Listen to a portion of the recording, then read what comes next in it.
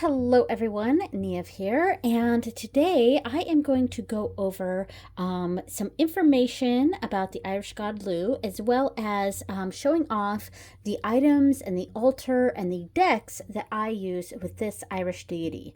So I want to start off by showing what I have in front of me here. So I have this altar cloth that I made specifically for Lugh. Here we go. And I embroidered this on here with some embroidery designs.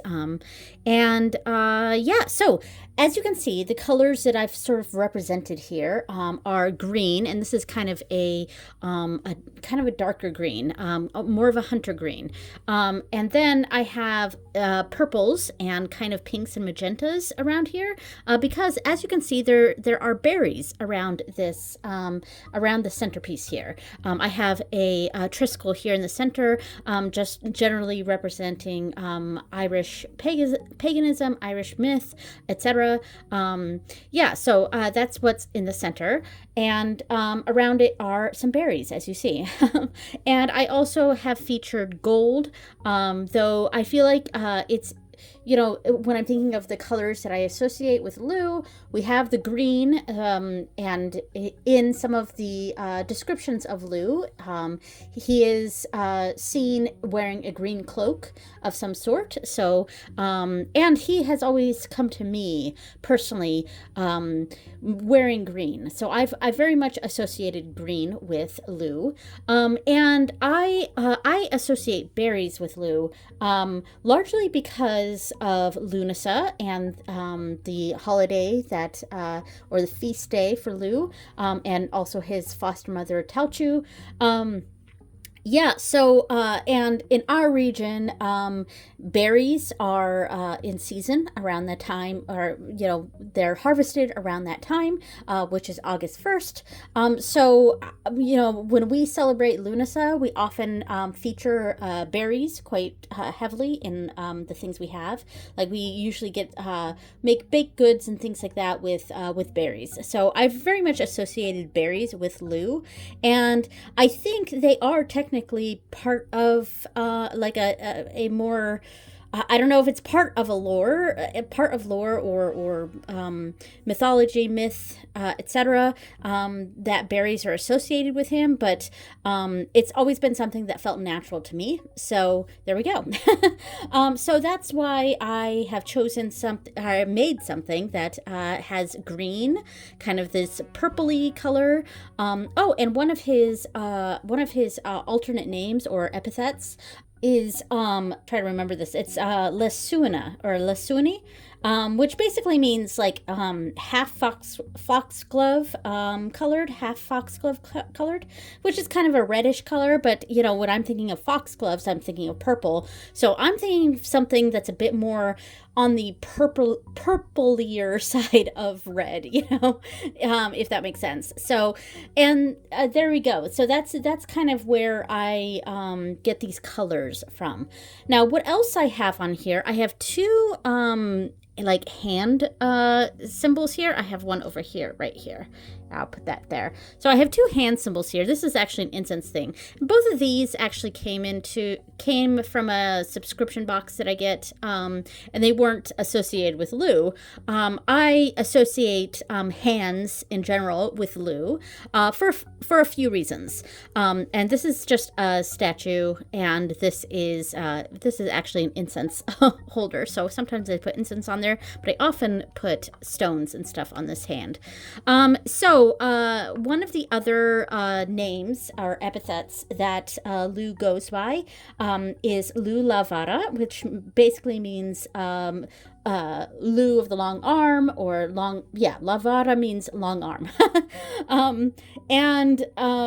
And that doesn't mean that he like literally has long arms. It's in reference to his main weapons, which is the spear, which I would love to have a like an athame sort of item for Lugh's altar here, or a spearhead of some sort. So his use with the spear and the sling, both of those are his main weapons, and because of that, That's where the name Lavada comes from. But I also like to associate hands with Lugh because of his association with crafting and smith work and working with your hands and really making things in general. So he's, to me, a very, hands-on, literally a deity. So a very hands-on deity. And there we go. So that's why I have hand imagery on here for Lugh. And because of that, also, if I'm talking about divination and things like that, I would associate palmistry with Lugh, but of course that's more of a personal, makes sense sort of sort of connection there. Not part of, any sort of lore or anything, but there we go. Yeah. So what else we have here? I have a lot of stones. So stones are a big thing, like a lot of rough stones. If I get rough stones in, so I have this, I can't remember what it is, but it's green and sparkly and very rough. That probably came in a subscription box. I don't buy stones for myself. They tend to just sometimes I get them in subscription boxes, and there we go. And when it's rough stones like this, I tend to put it on my Lugh altar. So I have this rough, green kind of sparkly stone here. This looks like an amber, and it's very rough. It's a kind of a rough amber here. I think it's amber. And I have lava stone. Lava stone is something I definitely have a lot of. And in fact, the main candle that I have for Lugh is a lava stone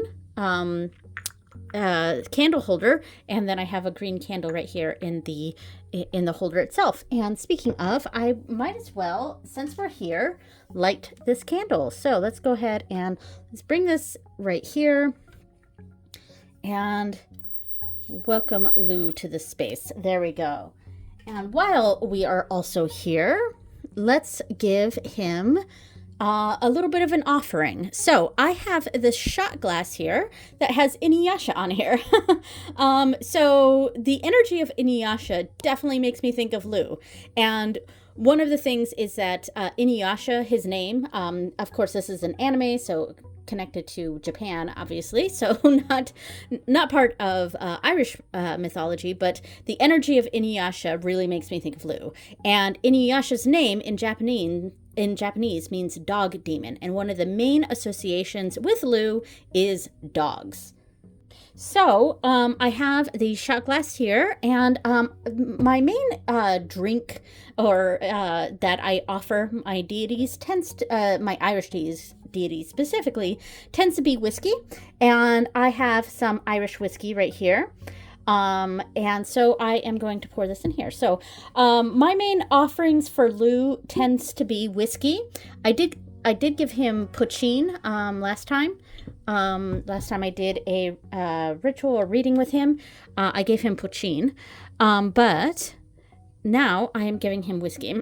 And that is the main thing I tend to give him, is whiskey. So there we go.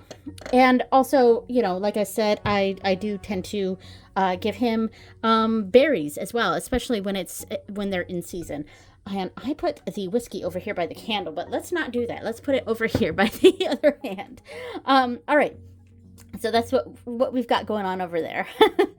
All right, and I also didn't show this one. I have a palm stone here that I usually have off in the corner of this mat over here, and it's a green, very dark green stone, very shiny. But I tend to put these darker green stones or the really rough stones on his altar. So, as far as what Lugh how he tends to be described physically, I don't think there's a whole lot of descriptions of him, but he is generally described as being very handsome and young, like a young adult, very much an athletic build. I'm sort of thinking like a quarterback sort of build, So a lean but strong athletic build. and tends to be described as being either blonde or like strawberry blonde, that sort of coloring to his hair. And yeah, so that's basically generally what he tends to look like in descriptions of him. So about his parentage, his family, etc. His father, he's kind of from a mixed parentage, because his father is Cian from the Tuatha De Danann, and his mother is Enya or Eniu, and from the she's from the Fomorians. So there is a big battle of sorts between the Tuatha De Danann and the Fomorians, etc. So this is a joining of two worlds. Lugh is a joining of two worlds, and that does become part of his lore. This combining of worlds, a duality with him. And one of the other things that he's often kind of been kind of a UPG thing that a lot of people sort of put into this or have gotten from him, and I tend to agree with this, is that Lugh often represents a sort of neurodivergence, especially a sort of a connection with ADHD, and of course this is a modern interpretation, but I think it makes sense, and that has been my associations with him, my experience with him has been very much, and I have ADHD, and that might be one of the reasons why he was one of the first Irish deities that I really felt very connected with. Like, for me personally, I feel Lugh is one of those deities that I just naturally connected with. Yeah, so some of the other deities I've sort of had to work to connect with, especially with Bridget. I tend to have to work to feel connected, or to have that connection, and to be pleasing for, or to do what she would expect from me. Whereas with Lugh, it's been very natural, and like my connection with Ondagda was something that was sort of pushed on me. Like I didn't seek out a connection with Ondagda. That was something on Morrigan had told me to do during one of my rituals with her, and she very specifically told me, this was years ago, to that on the next Bealtaine, to honor Ondagda on that Bealtaine and to form a relationship with him. So that was kind of where my connection with Ondagda came from, was because An Morrigan told me to, and then my connection with An Morrigan, it's almost, I don't know how to describe that accurately. I've probably described it in my Morrigan video. So, and speaking of, this is the fourth of these deity videos that I've done. The first one was for An Morrigan, and that was done right before last Samhain. And then right before Imbolc, I did my Breach video. And then right before Bealtaine, I did my Ondagda video. And now, right before Lunasa, I'm doing my Lugh video. But as I said, Lugh has always been the one that I've just really naturally connected with. So he's an important deity for me. So back to his family. So his father is Cian, was from the Tuatha De Danann, or is from the Tuatha De Danann, and his father is Dian Cecht, the Irish god that's often associated with medicine, doctors, etc., medical type of energies, from the Tuatha De Danann. And then on his mother's side, her father is Balor from the Fomorians. So, and his foster mother, Lugh's foster mother, is Tauchu, and that is what Lunasa is made in honor of. Lunasa is the Irish word for the month of August, and it is obviously named after the god Lugh, and it was created by Lugh to honor his foster mother Tauchu, and she is from the Firbolg. Yeah, all right.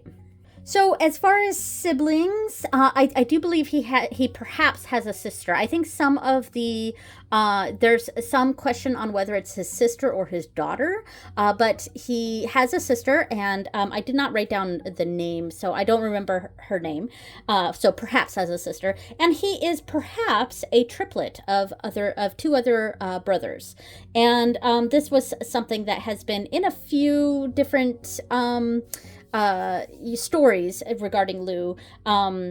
Yeah, and I think if I'm remembering off the top of my head, I think there was a story that his two triplet brothers were killed by, I believe, his grandfather, Balor. I think I might be wrong, and the two of them were thrown into the ocean and turned into seals. So that's but it's not consistent in the stories, and that tends to be the case with Irish mythology. There tends to be a lot of different stories that sometimes completely contradict each other.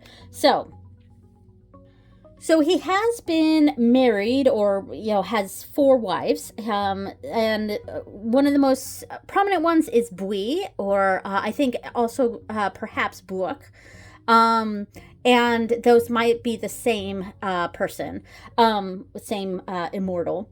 So and it's kind of funny because Bui actually means yellow in Irish, but anyway. So Bui, Nas, and I do believe Bui and Nas might be sisters.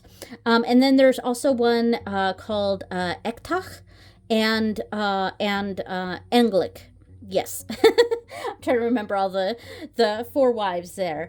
And one of those wives is the one that perhaps slept with Ondagda's sons, slept with one of Ondagda's sons, Kermit. And this is actually a big contention in the Tuatha Dé Danann, because Lugh, while he is of mixed parentage, he is part of the Tuatha Dé Danann. And Lugh, in his rage of his wife sleeping with someone else, he ends up killing Kermit. And so there is a bit of a contention between Lugh and Ondagda, and that is why on my altars I do not ever put Lugh and Ondagda on the same altar. My altar's off to the side here because I pulled all this stuff down for my at my table here, but my altar's off to the side. I have Lugh's altar and Ondagda's altar separated from each other. So there we go. So Lugh is also the father of the, I guess, hero, or sometimes even considered a villain in Irish mythology, and that is Cuchulainn. Most people tend to consider him a hero. However, he was kind of a foil or a kind of against on Morrigan in stories. So, and the way there's contention between Cuchulainn and on Morrigan, and he comes off as very, very much not super great. And so there's a lot of people that actually consider Cuchulainn more of an anti-hero or even a villain. But his father is Lugh, and that is from the mortal woman, Jectira. So, yes, so Lugh fathered Cuchulainn from Jectira. And I also want to add in here, while we're still talking about his family, that along with Tauchu, or as opposed to Tauchu, one of his other foster parents was perhaps Manannán, and that is the sea god in Irish mythology, and so that is interesting as well. So one of the interesting sort of theories is that the Irish mythological character Fionn McCool may be perhaps an avatar of Lugh. And I find that quite interesting, quite interesting there. Yeah, and some of the evidence connecting the two beings is that the feast day for Fionn McCool is the same day as Lunasa. So it's perhaps Fionn McCool may perhaps be one of Lugh's avatars, or yeah, a sort of incarnation of Lugh. So I don't have any statues of a Lugh. I mean, I have my Inuyasha shot glass here, which, which sort of has the energy of Lugh to me. But I got this little Bridget statuette, because it's very tiny. It's a tiny little statuette. I got this in one of my subscription boxes, and I looked up this company, and they have a very similar one that's like the same height, that is based on Lugh, and I'm really considering grabbing, buying that and putting that on his altar. So perhaps in the future I will have a similar statue to this on his altar. So cool. Now, as to which stories, lore, mythology, etc., that Lugh shows up in, he is one of those deities that's very significant in Irish myth, and he's featured in many different stories, or at least spoken about in many of the different stories, the different manuscripts, etc. Everything from the Kamatura to the Lebor Gebel Aaron. He's featured in the Ulster Cycle, in the Tanbo Kulina, etc. So he's very widely featured in many different stories in Irish mythology. As far as his possessions go, as I mentioned, he is proficient in the spear and the sling, so those tend to be his weapons. He has a dog named Filinish, and because of that, and I will pull out the primary deck that I use with Lugh, and this is my Wise Dog Tarot, and I got this deck very specifically for Lugh, and I made the bag here, and the embroidery is Celtic knots in the shape of a dog paw. And the inside is this like dog fabric. So this is a deck that I have very specifically dedicated to Lugh. I only use this deck when I am communing with him. So here we go. All right, so this is definitely the deck that I very much associate with Lugh, first and foremost of all my other decks. And I do have another dog deck that I could use with Lugh, and that would work just fine too. Basically, any dog deck would be fantastic to use with this god. So, and this is definitely a favorite, and it's the main one I use with him. So there we go. This is the Wise Dog Tarot, and it's often associated, or, because Lugh is associated with dogs and has that dog named Filinish. Here we go. All right.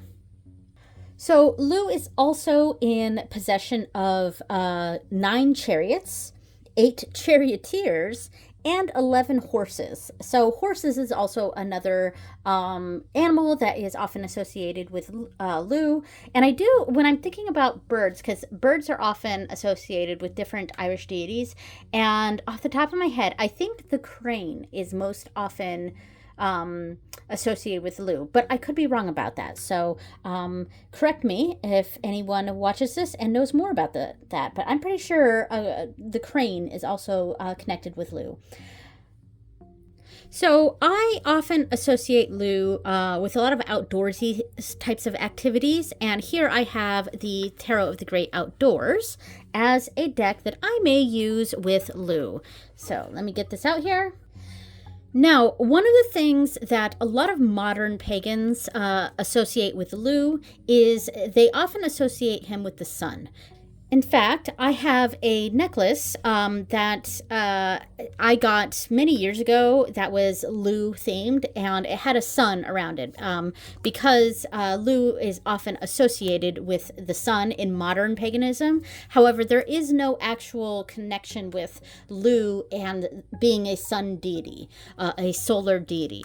So that is totally a modern invention, but it perhaps has something to do with his coloring. He tends to be, that bright, sunny sort of color. The super blonde or kind of strawberry blonde hair with, yeah, those sorts of features that sometimes I think that perhaps is maybe where that comes from, but I don't know, maybe not.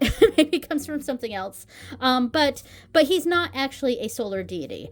That said, he is very much, in my mind, very much associated with outdoorsy activities, especially competitive outdoorsy activities. But yeah, so I definitely associate this sort of vibe to Lugh, this outdoorsy adventure sort of atmosphere. So, speaking of games, games in general are often associated with Lugh because of Lunasa. Now, Lunasa, the name, I think it, often is translated to mean assembly of Lugh, but it also kind of means the funeral assembly of Lugh, and that is because Lunasa was created by Lugh to honor his foster mother Tauchu after her death. So, the Lunasa celebrations in Ireland became the Tauchu Games, and so there's a lot of gaming that's associated with Lugh. So competition, games, etc. So I have 3 decks here that kind of have that feel to me. We have the Zelda Tarot here, which is, of course, a game, Zelda. And we have the True Sight Oracle, which is all around RPG gaming. And then I also have a set of playing cards here. So I could use any playing cards. These, I just grabbed the bento box ones. But yeah. So here we have the 3 of these decks together, and this combination might be something that I would utilize when connecting with Lugh. So, yeah, we have the energy of this Zelda game with the RPG qualities of this game, or this deck here, the True Sight Oracle, and then, of course, playing cards, which very much are associated with games, of course. So, yeah, I think all 3 of these decks really show Lugh's energy to me. So, here we go. Cool. So, because of Lugh's connections with the Fomorians and the Firbolg, I have here the Goblins and Gardens tarot deck, and I think this sort of lends itself well to that side of Lugh's parentage. I almost feel like we get a sort of monster vibe here, or perhaps not so much darker side, but a different side of Lugh with these cards here. And I love the juxtaposition of these monsters with the garden imagery. And I feel like the dual nature of this deck is something that speaks to me in regards to Lugh, considering his dual nature himself, and the fact that he comes from 2 different worlds, basically. He is a combination of 2 worlds coming together. Perhaps in peace, perhaps not. But there we go. So, Goblins and Gardens. So I also have the Green Glyphs Tarot out here, but pretty much the entire Green Glyphs collection. So the Tarot, the Lenormand, the Oracle, and the Rune set, even though runes are not part of Irish. I really wish it was Ogham instead of runes in that collection, but it is what it is.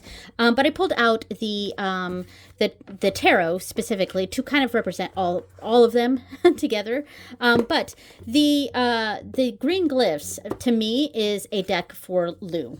And the other collection, the Cerulean Sequence from this same artist, James R. Eads, which I backed the Cerulean Sequence last Kickstarter that comes with 2 Lenormand decks and a playing card deck. And I will eventually get the Cerulean Sequence Oracle, and I hope perhaps that James R. Eads might create a tarot in a Cerulean tarot. And that would kind of help me out a lot too with my collection, because I very much associate the green glyphs more so with Lugh than I do with Ondagda, and I'm looking forward to using the cerulean sequence with Ondagda. And the green glyphs to me really very much has that green vibe that that Lugh gives me. And as far as associations with elements and stuff, which I will discuss in actually the next deck that I pull out, like the Irish deities aren't really connected with the classical elements like that, but I do try to connect them in some way in my practice, because it makes it easier to when I have associations with things, um, when I am able to sometimes put things in boxes, loosely in boxes, it does help me compartmentalize things and to connect better a little bit. So I have experimented with connecting the classical elements with Irish deities, but to be clear, that is not part of Irish mythology, Irish paganism, etc. Those things are not really connected, but I think it's natural, especially modern pagans tend to gravitate toward the elements, etc. And I am no exception there. I do like the elements. But yes, and I have sort of been experimenting with that. And I have associated Lugh with earth, and I associate Ondagda with water. That said, both of those could be switched. And the fact that Lugh may have also been fostered by the sea god, I could, plenty of people could make an argument for water being associated with Lugh. But my associations with water versus my associations with earth, to me, it makes more sense to have Lugh associated with earth and Ondagda associated with water.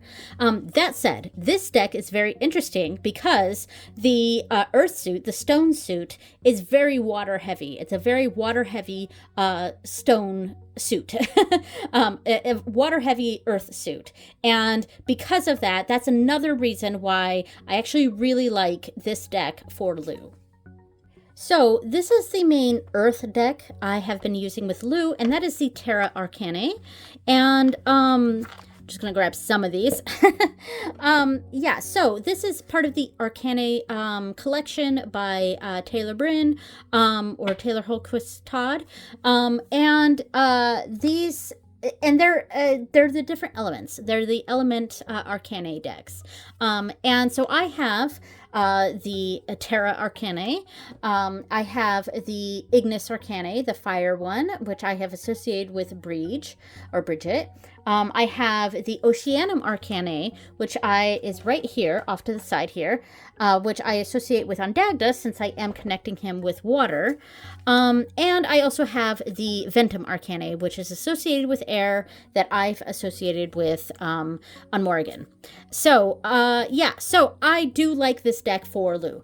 I also like it for Ondagda. So, and that is a thing with the element stuff. As I mentioned, I could really switch around earth and water with Lugh and Ondagda. They can really be either. Yeah, I think that, I don't know that I would quite connect them with fire or air. Perhaps. Honestly, they're connected to all of them. All of the deities are connected to all of the elements.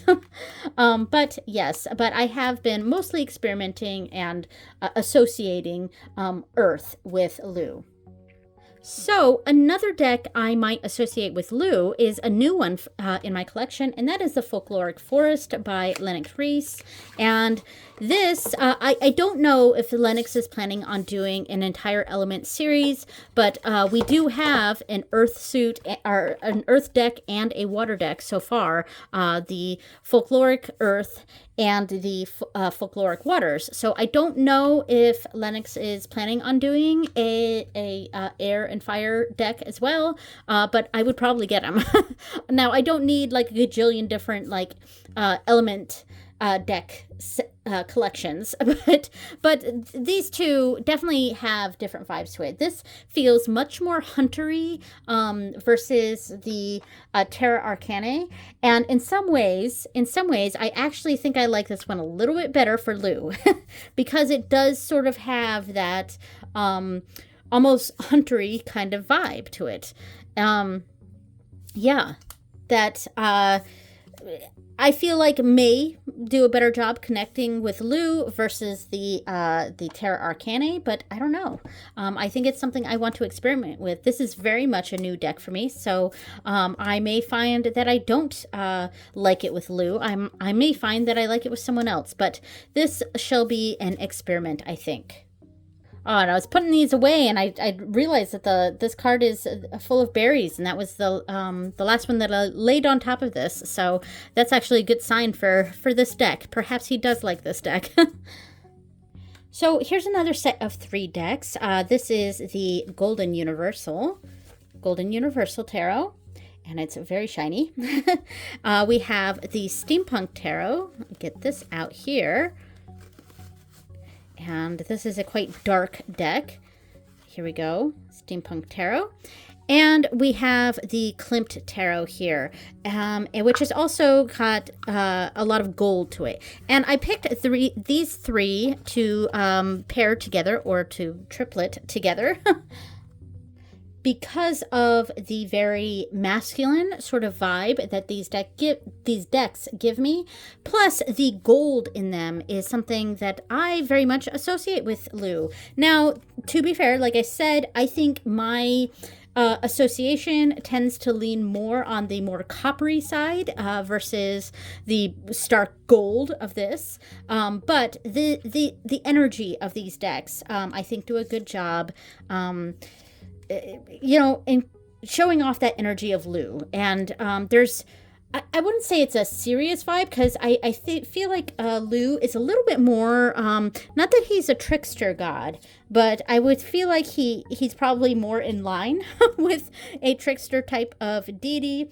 But there's a darker aspect to him that I feel with these decks that kind of have his energy. I don't know if that makes sense, but it makes sense to me. And the Steampunk Tarot here, I think steampunk, that concept of steampunk in general is very much a Lugh sort of vibe, because it is very, let's see, we got this right here.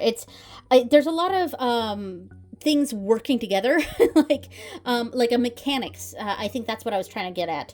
There's a mechanics element to steampunk in general that I think is very much Lugh coded for me. Anything that's very hands-on and working with the hands is very much a Lugh vibe for me. Now, and that's also part of what really drew me to Lugh is I am a very hands-on kind of person. I am a crafter. I like to do crafting. I like to paint, draw, all that. That's where I'm a very hands-on person. I'm very tactile. And those aspects of Lugh are something that I feel within myself. And I think that's part of the reason why Lugh was a very natural deity for me to gravitate toward. So 2 of the main tarot cards that I would associate with Lugh are the Chariot, because of his associations with chariots in general, and the fact that he owns like 9 chariots, and they are being drawn by horses usually. So I would associate the Chariot for sure with Lugh. And I have the 8 of Pentacles here, and the 8 of Pentacles is my favorite tarot card in general. I feel like this card represents who I am. And the work that I like to do, the very hands-on, in the zone sort of work. And I also feel like this is very much of pretty much any of the minor arcana cards, probably the 8 of Pentacles I would associate with Lugh. Now, I did also pull out the Magician, as a pretty good representation, perhaps. But I think the chariot fits better. And the other cards that I would associate with Lugh are all of the knights.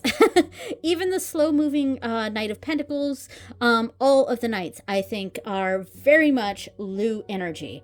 The Knight of Wands, the Knight of Pentacles, the Knight of Cups, and the Knight of Swords, all of those are very much Lugh energy to me. So finally, the last deck I want to show that I could perhaps use with Lugh is the Sacred Sites Oracle, or not Oracle, I'm sorry, the Sacred Sites Tarot. And yeah, so this deck is actually out of print. I made myself an extra copy for Make Playing Cards, but I can't sell this copy at all, or any further. I can't make any more copies. I just made this for myself. But this is the Sacred Sites Tarot. So, I'm sorry, I'm trying to make sure it stays focused. But I feel like this represents Lugh pretty well because, you know, tapping into that chariot energy, I feel like that represents a movement, even travel. And we do see Lugh, and I feel like Lugh is a bit of a traveler because we do see him, like, cognates of him in other cultures. Like, we see the perhaps a version of Lugh in Welsh mythology, Lugh Gifus, and I apologize for my pronunciation on that. And we also see Lugh with Gaulish representations, and they could be separate beings, very much, and they each have their own mythologies around them, which brings into the complexities of mythology in general and Celtic mythology, etc. But it's very possible it could be iterations of Lugh, and that, you know, very much of a traveler kind of deity, that we do see him in other cultures, or representations very similar to him. So much so that they have similar names to him. I'm trying to make sure the camera focuses on these cards. They are smaller cards, so I do apologize if they're not really being focused on here. And also, I feel like a deck having to do with travel, or different areas around the world, different worlds, really represents that Lugh's, you know, parentage from different, you know, Lugh is from different worlds. You know, the Fomorians and the Tuatha De Danann, and here we go. I mean, I like that. I think this is the chariot, so we'll leave it on the chariot, since I think the chariot is a good description of Lugh, or a good representation of Lugh. So there we go. Adding this in before I finish this, I actually finished my video and then forgot about this. But books having to do with Lugh. I'm gonna squeeze this in here some part in the video. But so the main book that I recommend is Lugh by Morgan Daimler, and that's a nice small little book, great introduction to Lugh, and probably one of the best Lugh specific books out there, at least from my understanding, from my knowledge. So I would super recommend that book. On my person right now, I have a few general books here. I have Ireland's Immortals, a history of gods of Irish myth by Mark Williams. I also have Tales of Old Ireland Retold by Laura O'Brien, of course, and pretty much any book by Laura O'Brien I would very much recommend. Same for Morgan Daimler. Any book by either of those two authors I would very much recommend. And I think I have a few other books on my Kindle. The Lugh book by Morgan Daimler is definitely on my Kindle, but I have a few others, and I might put the pictures of those up on the screen as well, of books that I recommend.